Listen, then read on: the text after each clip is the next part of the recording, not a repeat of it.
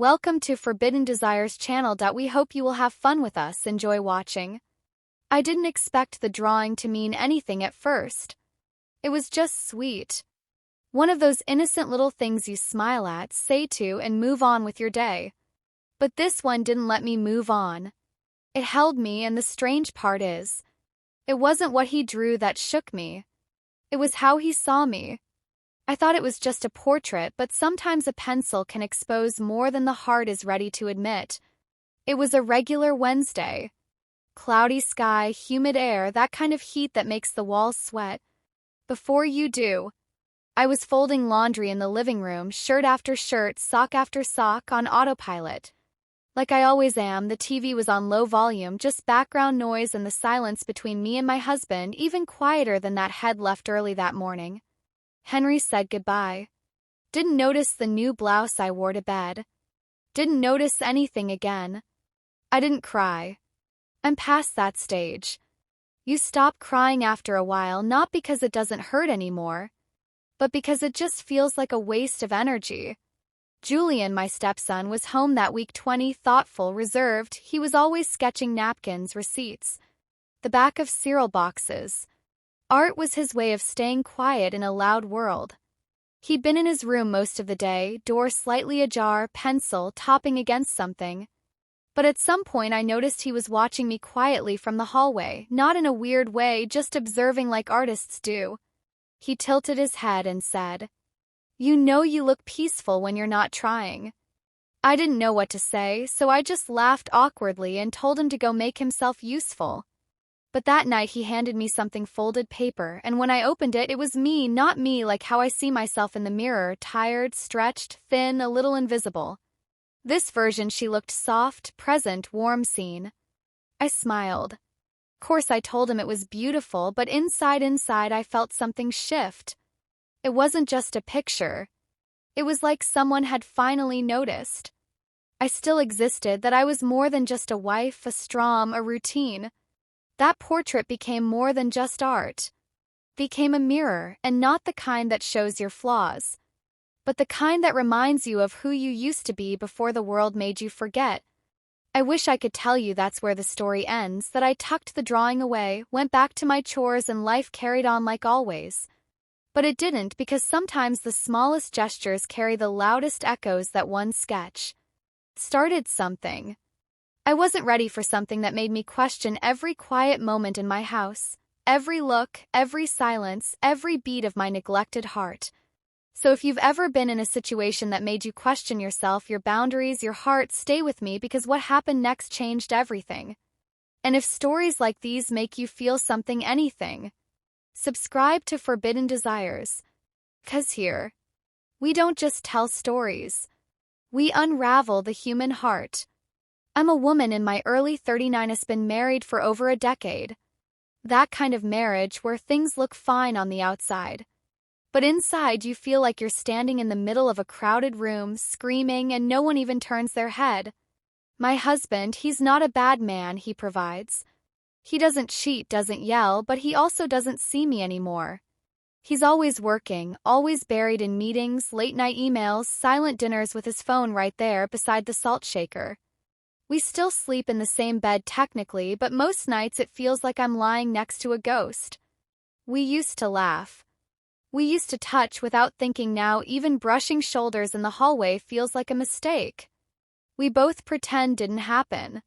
I stopped bringing it up because after a while the silence hurts less than the rejection. Then there's Julian. He's 20. My husband's son from a previous marriage, quiet, always in his head. The kind of young man who notices the smallest things, like the way the light hits the floor in the late afternoon, or how I always rub my neck when I'm tired. He's not loud, not needy. He just watches, thinks, draws. He moved in with us. Recently, college didn't go as planned. I never asked for the full story. I figured if he wanted to talk, he would. First it was a little awkward, having a teenage boy in the house again, trying to tiptoe around each other in the kitchen, me remembering to put on a robe, him mumbling, mourning with that sleepy voice. But slowly we settled into this odd little rhythm. He'd sketch on the porch. I'd bring him tea. We didn't talk much, but when we did, it felt easy, no pressure, no pretending. He started calling me by my first name, not stepmom, and for some reason I liked that. It made me feel less old, less Foxton. The house itself, quiet suburban beige walls, muted rugs, the kind of place that was built to be functional, not beautiful. Every room was filled with things but not feeling. We had everything we needed except connection, that kind of silence that doesn't come from peace but from people giving up. That's what our house sounded like.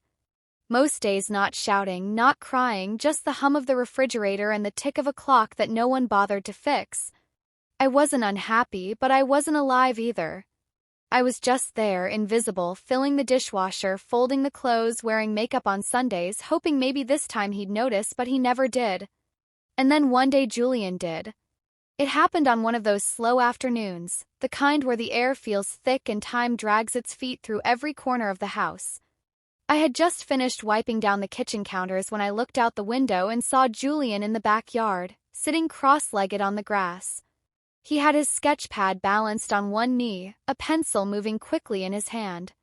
His head would tilt every few moments like he was trying to see something clearer in his mind. Then with his eyes. I opened the back door, leaned out and called, "You okay out?" There he looked up and gave a little nod, almost embarrassed, then hesitated before waving me over. "I've been working on something," he said, his voice lower than usual. I walked over barefoot, careful not to step on any acorns. When I got close, he turned the sketch pad around and there I was sitting on the porch reading a book. Hair pulled up, legs tucked under me, just me. But the way he drew me, it was like he'd peeled back, something I didn't even know was hiding. There was a softness in the lines, a gentleness I hadn't seen in myself for years. "You captured me," I whispered, like you saw something I didn't. He laughed quietly, eyes still down. "You looked peaceful, like you needed to be remembered." I didn't say anything after that. I just stared at the drawing, stared at myself. Later that night, I couldn't stop thinking about it. That one sentence stuck in my head like a song. I couldn't turn off "like you needed to be remembered." It made me wonder, had I forgotten myself too? Over the next few days, I noticed small things. Julian watching me from across the room, eyes flickering quickly away when I looked back. Not in a creepy way, never that, more like curiosity or a like. I was something worth studying, and I started watching him too. His fingers always smudged with graphite, the way he tapped his pencil when he was lost in thought, how he bit the corner of his lip when he was drawing something he really cared about. We weren't saying much, but we were noticing each other in a house where I'd gone unnoticed for so long. That small shift felt like a spotlight. I didn't know I wanted, but couldn't look away from. One afternoon I passed by the hallway and found his door open, just a crack. He was sketching again. And my name was softly written on the corner of the paper. Just my first name, nothing else. I didn't say a word. But that night I lay in bed wide awake, staring at the ceiling, wondering what it meant, wondering why I didn't feel scared or guilty, just awake. It still felt innocent, harmless, almost like a secret. I didn't mind keeping, but innocence is a fragile thing, and something about the way he started looking at me. Or maybe the way I started feeling when he did, it felt innocent until it didn't. I kept replaying that moment with the drawing over and over, not just the way he looked at me, but the way I felt when he did. It had been so long since anyone looked at me like that, not with judgment, not with expectation, just attention, pure quiet attention. I started thinking about it in the mornings, while brushing my teeth, while folding towels, while standing in front of my closet, trying to pick a blouse that hadn't seen daylight in months. I didn't mean to change anything, but I started putting on a bit of lipstick even on days. I wasn't going out, wore the blouse with the soft neckline, the one my husband used to say brought out my collarbone. He hadn't said that in years, but Julian noticed, or maybe I just hoped he did. I lingered longer in the kitchen when Julian was sketching at the table, asked him more questions about his art, stood a little closer than necessary when I refilled his coffee. It was subtle, so subtle. Little things no one would call inappropriate. At least that's what I told myself. He just reminds me what it's like to be appreciated. I whispered in my own head, but even as I said it, guilt started creeping in, especially on nights when my husband came home, dropped his keys on the counter and asked what was for dinner without ever really looking at me. Or when I reached to hold his hand during a movie and he scratched his nose instead. I wasn't doing anything wrong. Was I? Julian never touched me, never said anything bold or suggestive, but the space between us started humming, and I started noticing the way my heart jumped when I heard his footsteps, how my stomach fluttered when I saw his name. Light up my phone, just as simple, meet anything from the store. I'd reread those texts, smile, delete, and retype my replies like a teenager with a crush. I told myself it was just a phase, just loneliness playing tricks on me. But then one night I was finishing up, dishes, the house quiet, the lights dim. Julian came into the kitchen to grab a glass of water. He stood there, leaning against the counter, watching me, not saying much, just present. I turned around, drying my hands, and paused when I caught his eyes. He didn't look away this time, and then he said, "Your perfume, it makes the whole house feel like spring." I didn't know how to answer. I just laughed softly, awkwardly, and turned back toward the sink. But my breath caught. 'Cause for the first time in years someone had said something kind to me, not out of obligation, not for show, just from noticing. And that small moment, it felt bigger than I wanted to admit. He didn't move, I didn't move, but something inside me did. I stood there for a long time after he left the kitchen, still quiet, with my hands trembling under the warm tap water, my reflection in the window staring back at me, asking a question I didn't want to answer. Was I crossing a line or just stepping into his face? I'd been shut out of for far too long. I didn't know, and maybe I didn't want to know. A few days later, Julian knocked softly on the doorframe while I was in the den folding towels. He had his sketch pad in one hand, a pencil tucked behind his ear. His voice was quiet, almost hesitant. "Would you mind sitting for me again, like properly in the studio?" Studio was just a fancy name. We gave this fair room upstairs. A converted guest room with pain-stained floors, a crooked easel, and good afternoon light. It had always been his space, his retreat. I hesitated for a moment, but only for a moment. "Sure," I said, pretending to shrug like it wasn't a big deal. Even though my heart had already picked out what blouse I'd wear, it felt harmless, artistic, safe. I told myself it wasn't about him. It was about the feeling of being still, of being looked at, of being something worth capturing. He had me sit near the window where the light fell in golden ribbons across the floor. I crossed my legs, rested my hands gently on my lap, and looked out the window like I wasn't aware of him studying me. But I was aware of every pencil stroke.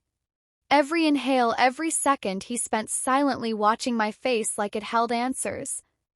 He wasn't brave enough to ask out loud the way he looked at me. It wasn't lust. It wasn't love either. It was deeper than either. It was reverence, and that scared me more than anything else. He didn't say anything suggestive. Not a single word crossed the line, but his silence said too much. And I heard all of it. We had more sessions after that. I stopped pretending it was just for him. I wanted to be there. I'd ask casually, "Need someone to sit for you today?" And he'd now that quiet smile playing on his lips like we were sharing a secret.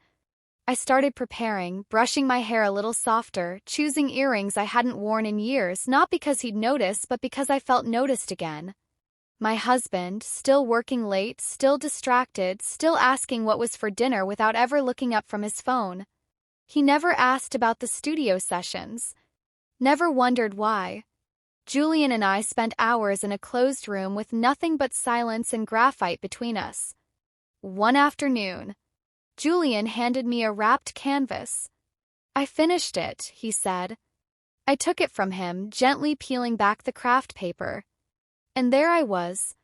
But not the tired woman I saw in the mirror, not the forgotten wife, not the background character in her own life. This version of me, she was full of light. Her face was soft, peaceful, but strong. There was warmth in her eyes, fire in her stillness. Didn't even look like a drawing. It looked like someone believed in the person they were capturing. I stared at it for a long time, didn't say a word, and then the tears came, quiet at first, then heavier until I had to look away embarrassed. He didn't ask what was wrong. He didn't need to. He just stood there, still watching. And that moment, me crying over a portrait, him standing just inches away saying nothing. That moment told a whole story. Neither of us dared to speak. Because some truths aren't said aloud, they're drawn and felt and carried in silence. That night started like any other, rain tapping gently against the windows. Dinner long finished, my husband out of town for work again. Julian was upstairs in his studio and I was curled up on the couch, sipping tea. I didn't really want just holding the warmth. Then, just as I stood up to rinse the mug, everything went black. The sudden click of silence, the refrigerator hum, the distant ticking clock, the buzz of the ceiling lights all gone. Power outage. I stood there in the dark, holding my breath for a moment.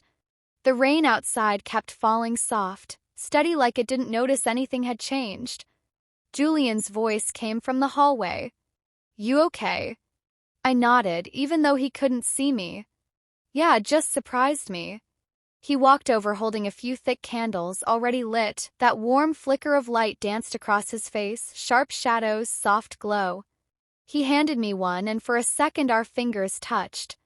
Neither of us pulled away immediately. "I think the fireplace still works," he said quietly. I nodded again, this time more to myself than to him. We sat down near the hearth, wrapped in separate blankets.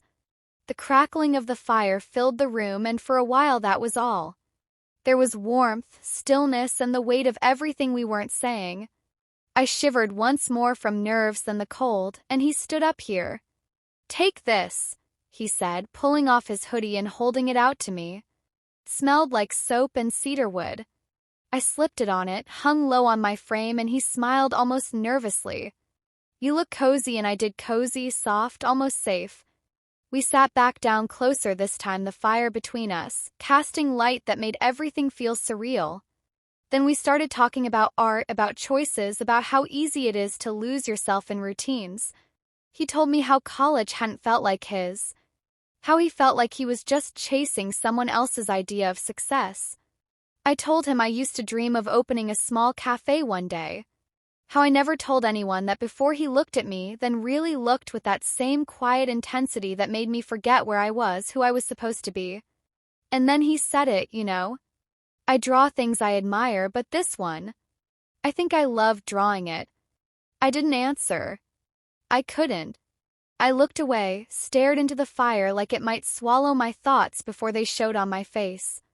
And then I felt at his hand, Henry brushing mine, just a touch feather-like. My breath caught in my throat, but I didn't move. I didn't pull away. I didn't move closer either. I just sat there frozen in a moment I hadn't asked for, but hadn't stopped either. And in that tiny silent exchange, something shifted.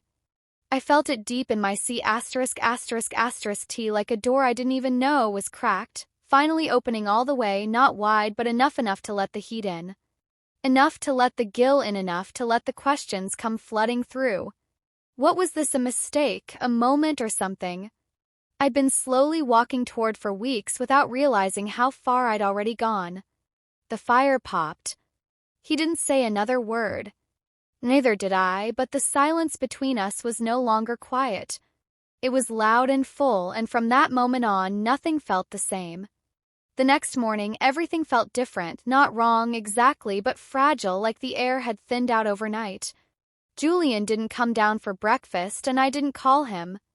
I just moved around the kitchen in silence, hands washing dishes that weren't dirty, minds stuck on everything that didn't happen but almost did. When he finally came downstairs, he didn't look at me. He mumbled something about going for a walk, grabbed his hoodie, the one I'd worn the night before, and left. No eye contact, no smile, no good morning. And I didn't stop him because I didn't know what I'd say if I did. I tried to go about the day like normal, laundry, groceries, watered the plants. That didn't need it, but every quiet moment was loud with memory. I kept seeing us by the fire, the flicker of light on his face, that one sentence echoing in my head. I think I loved drawing it. I knew I should feel ashamed. I knew I should talk to someone, clear the air, set a boundary, say something adult and responsible. But instead I folded the portrait. He gave me into a large envelope, walked upstairs and hid it in the back of my closet behind an old box of winter scarves. I never wear because seeing it out in the open, it made me feel too many things at once, and I didn't have the strength to sort through them. Julian didn't bring up the drawing sessions again, didn't ask if I'd sit for him, didn't linger in doorways or make quiet comments about my perfume. The air between us had changed. It was heavier, now still unspoken. Like we'd both signed an invisible agreement to pretend it hadn't happened, but pretending didn't erase the moment. It only buried it. That evening, my husband came home from his short trip, dropped his bag by the stairs, kissed my cheek without looking, then paused and asked, "You okay?" I smiled, tired, just tired. I said. He nodded and went upstairs. And that was that. But inside I was unraveling. I couldn't stop thinking about the way Julian looked at me, not with confusion, not with judgment, but with recognition. Like I was a person, not a wife, not a mother, just a woman. It had been so long since I felt like one. And even though I hadn't crossed the line in the way, people might assume emotionally something had shifted, something real, something I couldn't ignore. No matter how many times I told myself I had to, the silence in the house stretched longer after that, not the comfortable kind, but the kind that sits with you in every room. Follows you from hallway to hallway and whispers truths. You're trying hard not to hear Julian, and I didn't talk much. And when we did, it was surface level. But the way we didn't talk that said everything was. I wrong. I never touched him. I never crossed that line, but sometimes it's not the lines you cross that leave the deepest marks. It's the ones you hover near, the ones you stare at, heart racing, wondering what it would feel like to step. Just 1 inch further did I let myself be seen too fully. I didn't ask for Julian's attention. I didn't flirt. I didn't chase it, but I didn't stop it either. I welcomed it in silence. Let it warm the places in me that had gone cold. And maybe that was enough to make it feel like betrayal. But whose betrayal was it, mine or my husband's? Because long before Julian ever picked up that pencil, long before the fireplace and the hoodie and the look that lingered just a second too long, I'd already been forgotten. I'd already stopped being someone to want. I'd become a background character in my own marriage, present but unseen. And when someone finally saw me, not for what I was supposed to be, but for who I was underneath all of that, I didn't know how to turn away. I don't know if that makes me weak or just human. Was it betrayal? Or was it just a desperate wish to feel alive again? 'Cause the truth is, I hadn't felt alive in years, not until that moment, not until him. My marriage is still intact on paper. At least we still eat dinner, still sleep side by side, still share the same house and nothing else. The space between us now feels colder than ever because now I know what warmth feels like, even if it was brief, even if it was wrong. Julian's leaving for art school next week, he told me over breakfast, eyes, low voice. Even I said I was happy for him, and I am, but something in me aches because I know I'll never see him the same again. And I'll never see myself the same either. He didn't just draw me. He exposed me to myself, and now I have to carry that knowing, that memory, that moment in front of the fire where my whole world shifted without a single kiss, without a single word, just a feeling, one I'll never forget. Have you ever been seen by someone? And it changed how you saw yourself. Not in some dramatic, sweeping way, but quietly, deeply, like they reached inside you without touching a thing and pulled something out. You long buried. I didn't ask for him to see me, but once he did, once that light was turned on, I couldn't go back to the dark, not completely. Was I wrong for not stopping him, for not turning away when I felt that shift? Or was I just a woman tired of being invisible, desperate to be remembered? Because I think that's what it really was, not lust, not temptation. But this aching need to matter again, to feel like I was still someone worth capturing, worth pausing for. And maybe that's the scariest part. That it wasn't some wild, forbidden moment. It was soft, it was slow, it was emotional, and emotions can be more dangerous than anything else. So I need to ask you, was this betrayal? Or was it just human vulnerability? Finally exposed, was I selfish, weak, or just forgotten? Tell me in the comments, because I don't have the answer, maybe you do. And if stories like this stir something in you, if they remind you of moments you've kept to yourself, of choices you've questioned in the quiet of your mind, then like this video and subscribe to Forbidden Desires. 'Cause here we don't just tell stories, we unravel the human heart. Loneliness doesn't always knock loudly. Sometimes it just slips in while you're standing in the kitchen wearing a hoodie that doesn't belong to you, staring at someone who shouldn't be staring back, and sometimes loneliness takes the shape of a pencil, of a gaze held just a moment too long, of a portrait that says everything you've been too afraid to admit out loud, not to your husband, not even to yourself. So be careful what you let yourself feel, what you let yourself see, because some reflections, they don't fade with time, they stay etched, not on paper but somewhere deeper, where memory lives and longing never fully lets. My story ends here. If you feel that this story is meaningful and brings useful lessons, please like and subscribe to the channel to support me. Thanks for listening and see you in the next videos.